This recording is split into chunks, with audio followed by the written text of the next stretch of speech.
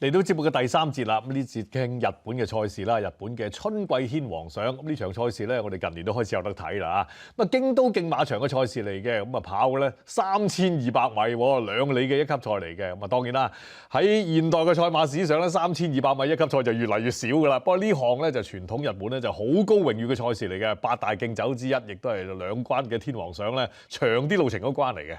2里啦嚇，咁喺京都競馬場嗰度舉行嘅，咁啊真係好考驗嗰個馬匹嗰個長力啊！咁所以都北部即係園區啲子節都會嘗試挑戰呢個春季嘅3冠啦嚇，有隻北十字星贏完上次，咁睇下可唔可以挑戰埋呢個春季天皇賞，咁啊甚至乎贏埋寶塚啦嚇。咁啊睇下個排位先啦，呢場3200米嘅長途賽事，3隻馬嗰個賠率係比較即係注目㗎啦，已經好似得3隻跑咁嘅，咁都好合理嘅，即係地球眾同埋拯救者成為熱門，同埋加埋隻北十字星都係近期好 form 嘅馬，所以3匹馬都已經係甩開咗後邊10零倍嘅馬咩咧？松山雲平嘅坐騎啊，4號馬嘅春明水清啦，咁另外就仲有就8號馬真命新帝，不過佢都要選擇去跑呢啲賽事啊，就長啲嘅途程。高野進士啦，咁啊都17.8倍，即係呢3匹馬咧10零倍，其餘都好冷㗎啦啲馬。係啊，好似都係嗰5、6隻啊，圍繞住嗰個範圍啊，因為始終咧跑到咁長途咧，真係有長力嘅馬咧先係即係比較可信啊。咁如果你話初步嚟睇咧，上屆嘅冠軍拯救者咁啊，當然上年啊連達文贏啊，咁啊之後一路唞咗好耐冇跑嘅，咁但係又復出咧跑咗場京都紀念賽又普普通通，咁但係睇翻佢上屆贏呢項賽事咧，贏起上嚟咧都真係幾有說服力㗎嚇。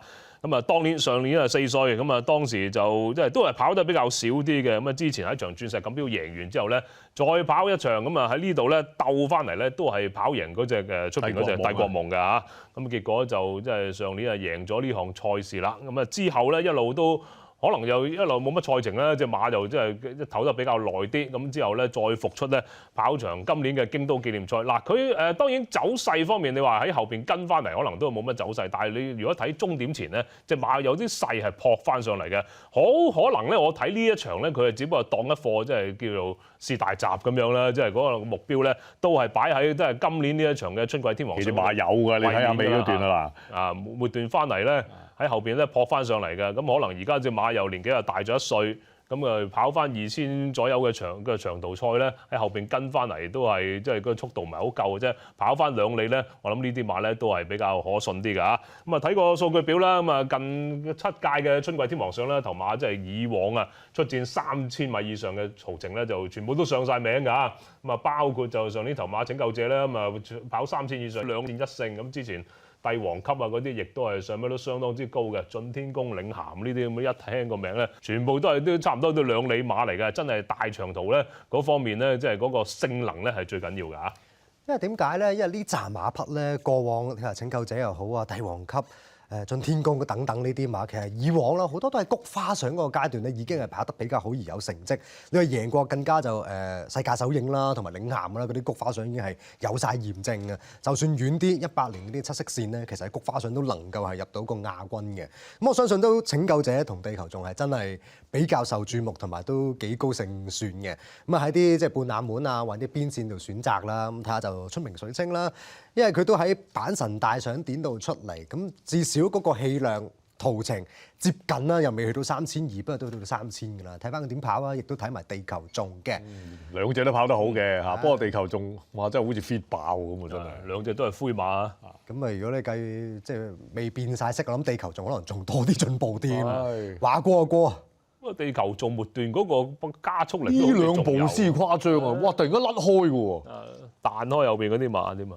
不過就即係先提啦，即係春明水清啦。其實喺今年馬季一復出嘅時候咧，佢已經連贏2場賽事。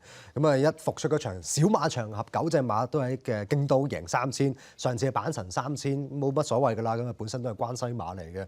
咁啊，3000嘅氣量已經好，甚至乎喺上年年底咧11月初嘅階段咧，喺嗰場3000米輸俾隻興飛拍子咧，1個馬避到嘅啫。其實近期就非常之好 form，同埋佢跑法咧好主動個馬匹嚟嘅，佢擺前面走，自己單騎領放咧都完全冇問題啊，所以韌力嘅十足。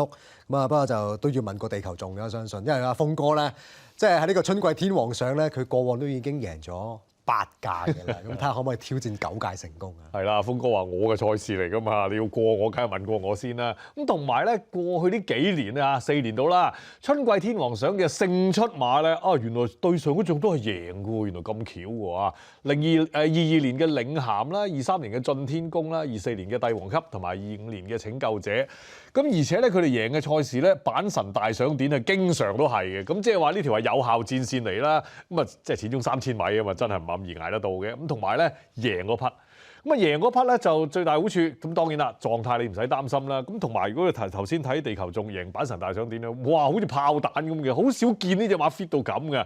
即係峰哥啲馬有時我自己有啲戒心噶嘛。咁但係一來峰哥呢場賽事就佢跑慣跑熟嘅賽事啦，同埋呢匹馬咁 fit 嘅話咧，我諗其他馬你話要過地球仲咧，即係你質素啦，又或者你見過喺呢個路程嘅氣量咧，證明係多過佢先得。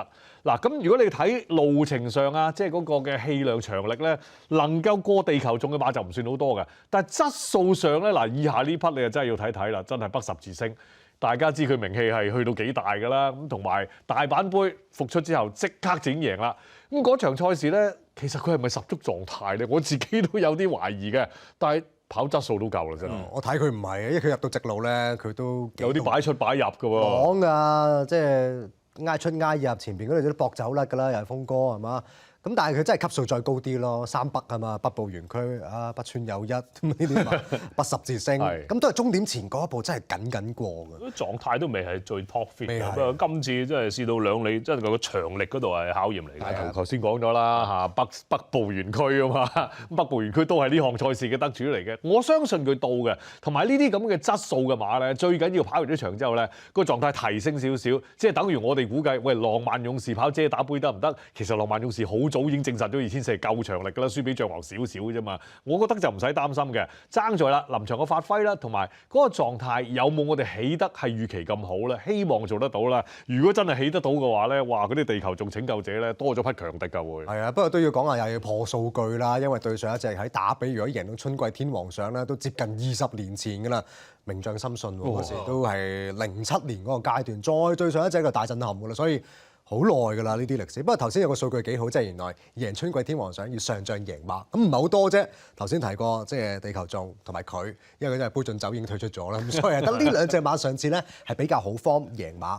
咁另外睇下啲其他馬匹啦，都睇下隻真命新帝啦。不過即係究竟到唔到咧？呢一點都係又係要估，同埋個進程我諗。差唔多好似咩都試下咁啦，我覺得。外國賽啊，經常見到佢啦，不過好似個實力去到某個階段都大致上睇晒呢隻馬。不過就當然啦，你話跑到3200會唔會係另一種突破咧？咁啊真係呢個要估啊。不過你睇佢翻步啊、腳法攬下都有啲機會到嘅嚇，均速少少嘅馬嚟嘅呢一隻係。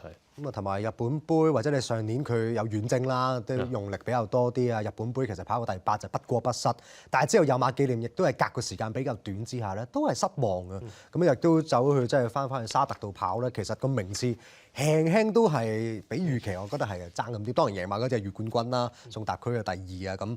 咁啊，我自己睇個進程就差唔多啦。咁再冷門少少睇下啲讚榮咯噃。咁啊，讚榮就因為例如果你數下有邊啲馬有長力有根據咧，咁呢匹嘅讚榮咁其實係贏過2級賽嘅3600米嘅長途錦標㗎。咁起碼至少呢一樣嘢，長力就肯定到先啦嚇。咁啊，你話唔使驚話即係去到嗰啲跑開里半嗰啲到唔到3200，咁佢係一定到嘅。咁個問題就係話個卡士方面啦，即係夠唔夠嗰紮嘅真係1級馬跑啦。咁呢度就你睇翻佢上年年底嘅時候啊，喺長途錦標咁啊，翻到嚟隻馬都係攬翻嚟咧，都係贏到咋，即係2級馬㗎。咁之後啦，再復出咁啊，2月嘅時候跑咗場3級賽嘅鑽石錦標，都唔係跑得曳嘅。咁啊，當時都係始終隻馬均速少少啦嚇。你話佢要佢鬥末段鬥拉士咧，可能都係輸蝕少少。咁但係都係你話如果長力夠氣量夠攬嘅話，呢啲馬咧都有啲機會咧入到3甲。跑到3400嘅呢個鑽石錦標真係比較特別嘅途程。係啊，呢個就即係比較喺東京競馬場少見啲嘅途徑啦嚇，咁但係呢隻嘅讚榮咧都係喺前列翻嚟嘅，即係你話啲半冷腳啊拖下咁呢啲咧都可以㗎嚇。上年咧佢成日都係啲2級賽表現好啦，其實你對過地球仲喺木刻紀念賽咧係輸好少啊，當時不過就係2500嘅，可能地球仲唔夠喉嘅，咁但係熱門成績喺呢個春季天皇賞嘅表現咧非常之好啊，大熱門又好，次熱門都好好嘅。冇辦法，始終路遙知馬力啦，當 fit 兼夾咧有2里根據嗰啲咧。真係唔易過嘅，咁你睇翻一番人氣、二番人氣嗰啲馬，即係個上名率，哇，去到80%嘅喎，一番人氣嘅。所以你話跑到咁長途，爆到好冷咁就好少見嘅，通常冇咁多百勝金龍。係啊，應該就係啊。因為另外一隻贏咧，即係都係第三熱門嚟嘅啫。好啦，咁啊總結翻啦，我哋喺春季天皇賞嘅選擇啊，咁啊思力就中意拯救者啦，咁啊圖咧就春明水清喎，咁我就地球種啦 fit 得咁緊要啊，咁啊峰哥希望又贏多屆啦。好啦，我哋呢節就傾住咁多先啊，節目未完嘅，仲有第4節㗎，休息翻嚟第4節傾英國1000堅尼大賽。